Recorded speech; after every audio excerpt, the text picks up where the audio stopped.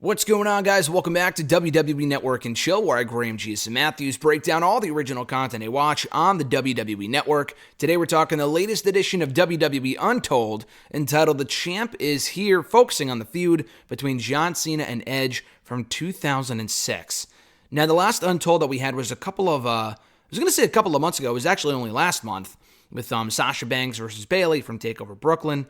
And that was a great Untold. This one was also very, very good. I have not seen this one. I'm recording this the day after it went up. It's not going up for another week. But I have not seen the same praise or the same attention given to this Untold. Probably just because the Sasha Bayley thing was happening over SummerSlam weekend. It was the 5-year anniversary. It's a bigger match. But don't sleep on this episode. It was really, really good, especially if you grew up in that time period. I wasn't around for the 06 Cena Edge feud, but just rewatching it brought back memories of me rewatching their matches from 2006. That, very good SummerSlam match at SummerSlam 06 in Boston. The Unforgiven TLC match, of course, in Canada. Just a great feud that really brought both guys to that next level in WWE. And both Cena and Edge, as we hear from here in this episode, would wholeheartedly agree. Now, these Untolds, which I really like about them, only feature a few different faces and voices. We only hear from John. It's a bit more than usual, but not a lot of people, which I appreciate. Like the other Untolds, I think the Sasha Bayley one only featured Sasha Bayley, a little bit from Kevin Owens, and a little bit from Sarah Amato. That was it. This one featured a bit more of different people. So obviously we hear from John Cena, Edge, but we also hear from John Cena Sr., who played a pretty big role in the feud and was there for his son's matches, both at SummerSlam and Unforgiven.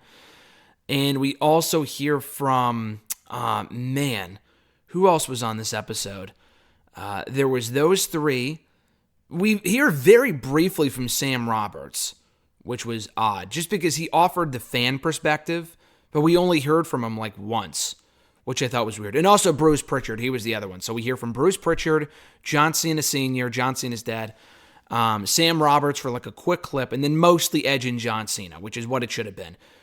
It would have been nice to hear from Lita as well, because she was also very much involved in the feud. But other than that, I thought this was great, and they got all the right people. So Edge, when we start this thing off, he says he wanted 0% of that audience in this feud. He really wanted to make John Cena that top babyface. And he already was that top babyface, but he wasn't being cheered. He was being, vehemently booed at almost every arena that he would step into. Specifically Toronto and even in Boston, in his home state of Massachusetts. Edge wanted 0% of that audience behind him in that feud. So then we get to John Cena saying that they're kind of from the same mold. Edge met John Cena very early on in his career, and because they're from the same mold, that's why they kind of get along. But John Cena debuted in 2002, of course, on SmackDown, and he was kind of put under Edge's wing for those first few years of SmackDown. They were part of that Ruthless Aggression era. Kind of rising up in 02 and 03. Edge got hurt in early 03, but they were on SmackDown together from the second half of 02, early on in 03 as well. Cena even mentioned, as he brought up in his Ruthless Aggression episode earlier this year, he failed at first when he came to WWE. He was given that massive opportunity. I don't know if I would say that it was his fault, but he takes full responsibility for his career not taking off initially.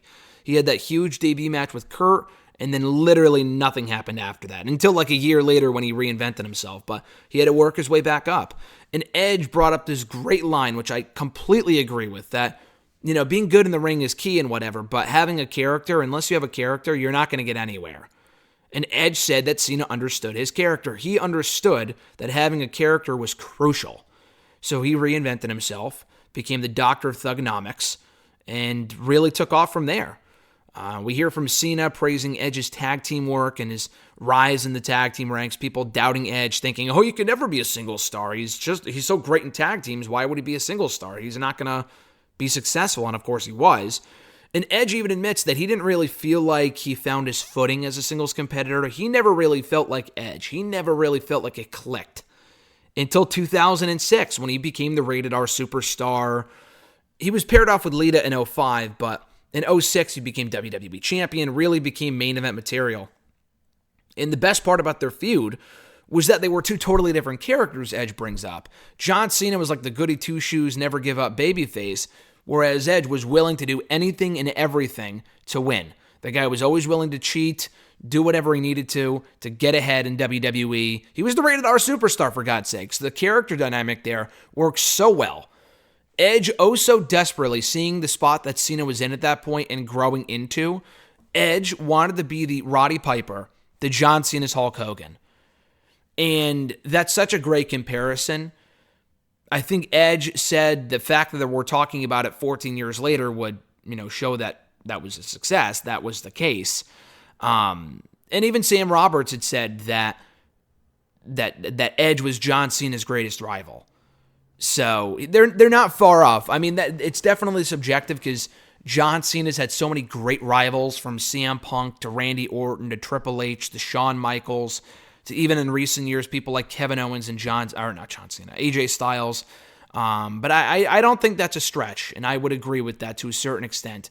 We hear from Bruce Pritchard, who was very heavily involved in the creative side of the feud, saying that Cena and Edge kind of needed each other. They both needed that foil to kind of get ahead in WWE, and that's why the feud works so well. So then we go to the segment where Edge and Lita go to John Cena's boyhood home, the home of John Cena Sr. And so Bruce Pritchard, we hear from John Cena Sr. himself, as I mentioned earlier, and he recalls the phone call that he got from Bruce Pritchard asking if Edge and Lita, because they were in a program, Edge and Cena were, John Cena Sr.'s son, of course, and he wanted to use he wanted to use his house, John Cena's boyhood home, as a segment for Edge to go in and kind of attempt to wreck the place and intrude and whatever. And John Cena Sr.'s like, John Cena Sr. had said, yeah, absolutely, anything for my son, anything for the WWE, whatever. So Edge goes in with Lita. It's a great segment, but it's so comically bad from an acting standpoint, at least when it came to John Cena's dad. They outright admit that here. And I don't know if I had seen the full segment until now, and even this wasn't the full thing, but I had seen most of it here, more than I think I had, to my memory. But Edge makes fun of Cena's stuff. He goes on his mattress and is like, oh, he wasn't getting much action on this in high school, I'm sure, blah, blah, blah. So Cena just shits on his dad's acting. He's like, with all due respect, it kind of sort of sucked. He was like all over the top with it. Bruce Pritchard said the same thing. Edge said the same thing, but he was nice about it. He kind of thought it was funny. They talk about how the dad forced it, and Pritchard just called it brutal. And it was fucking brutal if you rewatch the footage here. It's terrible. So Edge slapped Cena's dad, and I think Cena's dad had asked for it. I'm not sure if that was supposed to be a part of it until he asked for it. I'm not sure. But he delivered that last line where he's like, oh, I'll see you at SummerSlam. 1, 2, 3. Oh, my goodness. Like he was selling the slap. So Vince sees this after Pritchard had told him about it, had showed him the footage. And Vince goes, this is the worst shit I've ever seen. And it was pretty fucking bad. But they aired it on Raw anyway. So Edge, because the footage was so bad, they didn't want to, I don't know if they showed the dad's part where he goes, I'm going to see you at SummerSlam. I'm not even sure if they showed that. But Edge had to ad-lib the whole thing from scratch as it aired on Raw on the Titantron. I don't think they played the audio of the whole thing. I think Edge just talked over it. That's how bad it was. And that was how it was able to make it to TV.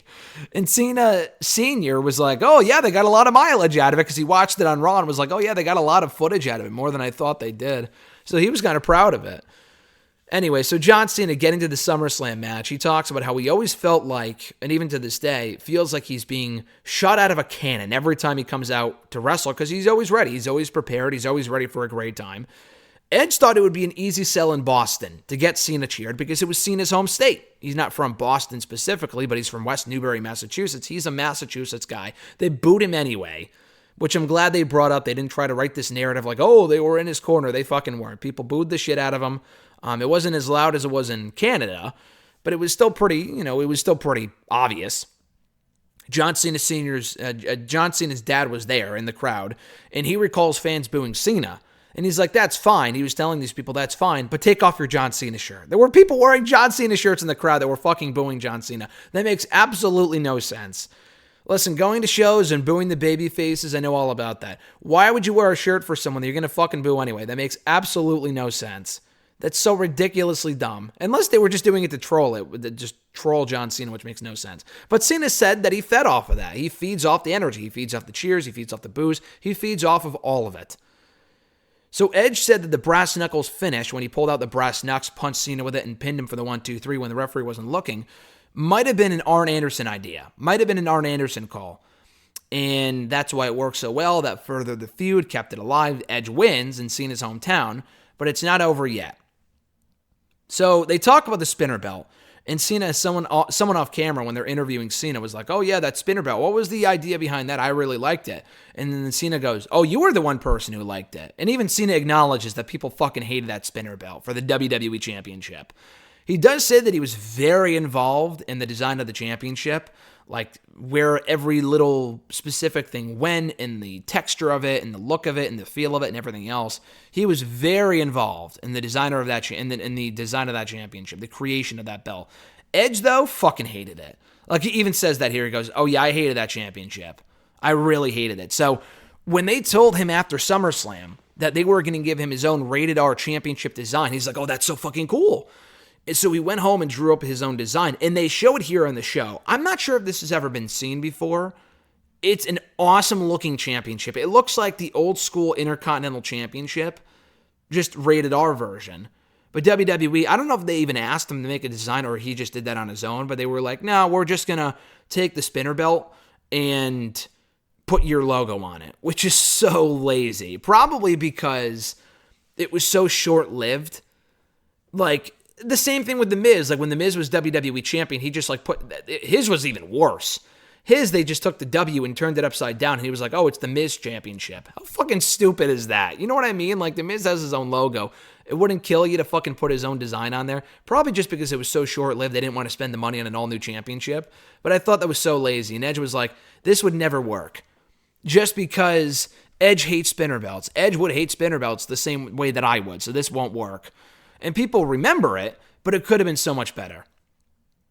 So they show the footage of Lita throwing the championship into the Long Island Sound on the Raw right after SummerSlam. And Cena loved it because it made the feud about more than, oh, I'm better than you, blah, blah, blah. It made the feud about stolen property. You took something that's mine, you discarded it, you threw it out, it's trash now, I fucking hate you for it, you stole it, you threw it out, you disparaged it, whatever. I'm going to get my revenge on you for that. So that was obviously what led to Cena and Edge brawling to the outside of the arena and Cena throwing Edge into the Long Island Sound. Edge did not know that it was as polluted as it is, that it was the most polluted body of water, I believe, in the entire United States. I don't think in the world, but definitely the country. And he didn't realize that until the divers came out to save him, to get him back on the boat. And they were covered from head to toe. They had all this gear on. And then Edge is like, well, I have tights on, so what does that mean for me? He went home and got sick for a week. That's how fucking disgusting that water is. So you would think that WWE would have told him that. Otherwise, I mean, I guess he would have been willing to do it anyway because the guy's the ultimate professional, the consummate professional that he is. But still, I don't know if I would volunteer myself to do that because that's pretty fucking gross. So then we get to Unforgiven, the WWE Championship match. TLC. John Cena Sr. recalls him and his son Steve, John Cena's brother, driving to Canada for the show and having all these questions. Is Cena going to be booed? What are they going to do if he wins? Blah, blah, blah. Edge knew it was going to be special. As soon as he walked out there and got that reaction, he knew it was going to be a special night. And his only regret regarding the match was that he didn't turn the crowd against him. And it was awesome for, like, the childhood fan in him, like, oh, getting cheered by all these people, blah, blah, blah. But he was also supposed to be this hated heel. So he does kind of regret not going out there and turning the crowd against him, because if he was able to do that, then he would have been, like, I mean, he already is one of the greatest of all time, but he would have been just on another fucking level. You know, it's not like a Punk thing for Money in the Bank where, like, he was kind of supposed to be cheered. Edge was supposed to be, like, this asshole heel, never supposed to go babyface, and didn't for a while after this. So it would have been nice had he turned the crowd against him, but it also was pretty cool to see him get cheered as much as he was. Cena called it a day off. He's like, you're in a TLC match with Edge, the same match that he basically invented. It's basically a day off for me. And he talks about being in control in the ring, crafting your own story, doing this and not doing that, blah, blah, blah. And he loves that art aspect of being in the ring and doing matches and stuff like that. Edge called Cena a very physical performer. And he said it was a hard match, but you know that going in when it comes to John Cena matches. There was actually a spot, and you probably remember it because it's a very famous spot from the match, when Cena locked in the STF on Edge, like through the ladder in the middle of the ring. And I forgot that he didn't tap out because there's no pinfalls or submissions in this type of match when it comes to a championship being on the line. Edge legit got choked out by John Cena. Like legit. And he got passed out. I did not know that. I'm not even sure if that was public knowledge until Edge brought it up here. So Cena didn't know that either. Cena didn't know that. I'm not sure if he didn't know until now or didn't know until like after the fact. But Edge recalled like hearing an alarm and then he woke up and the match was still going on. It's not like he tapped out and the match was over. Like the match was still going on. He was legit out of it. And he had to be like woken up and he's like, oh shit, the match it's got to go on. You know what I mean? Another thing I didn't know was that Cena actually has a fear of heights, a lot like his dad. So for him to go up to the top of the ladder and not just win the match later on, but do the 5-knuckle shuffle off the top of the ladder was a very big thing for Cena. And Edge recognized that as well, which I thought was really, really cool. And Cena said that he only did what he thought he could do. So he took a move that people have seen millions and millions of times in the 5-knuckle shuffle and did it off the ladder. And it was a pretty cool spot. So Cena brought up how Edge, he trusted all of Edge's ideas. Or I think Edge brought that up. How Edge would not ask Cena to do anything that he wasn't willing to do himself. So Cena took a lot of abuse, but Edge was going to be the one taking way crazier bumps anyway in this match, including how he overshot the tables a little bit. When Cena pushed him off the ladder, on top of 2 tables at ringside, except for the fact that he only went through 1 table, he actually overshot part of it, and it fucking hurt. And he was in pain, but he shook it off and moved on because that's the performer that Edge was and is. But he knew that match needed an exclamation point. And Cena even asked if this was necessary, and Edge was like, we need to do it. When Cena hit the AA, he hit the FU to Edge off the top of the ladder through 2 or 3, 4 tables at not ringside, but in the middle of the ring.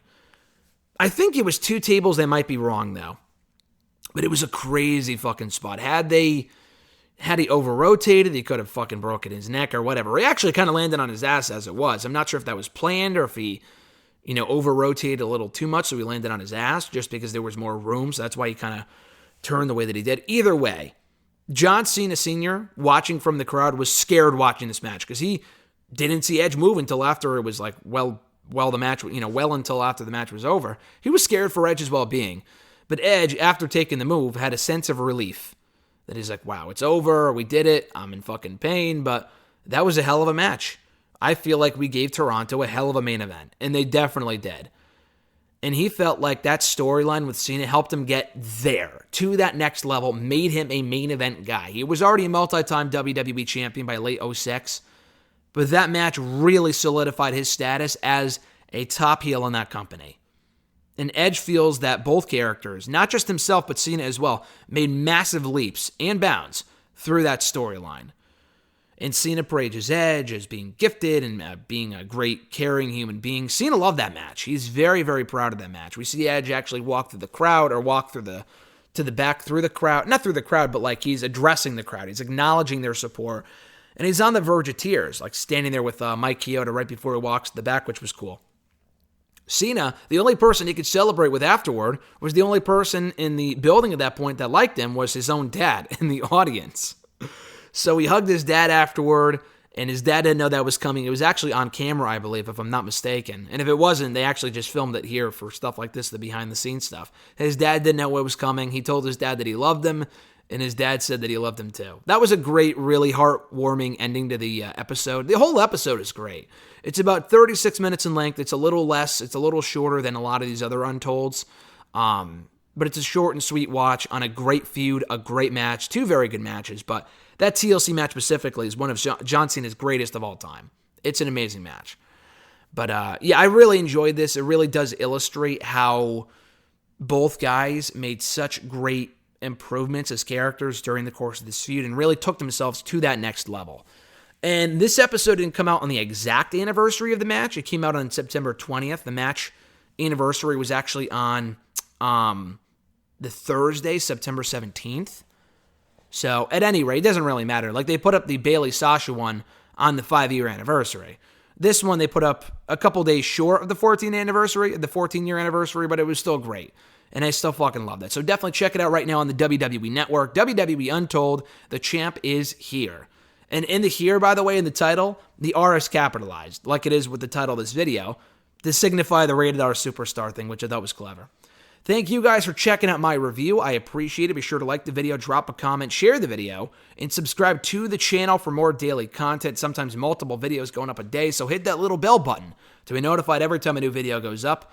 And check out all my other WWE Untold reviews right here on the channel in the description box down below. That playlist entitled, of course, WWE Untold Reviews. Have a great one, guys. I'm Graham GSM Matthews, and I'll catch your ass down the road.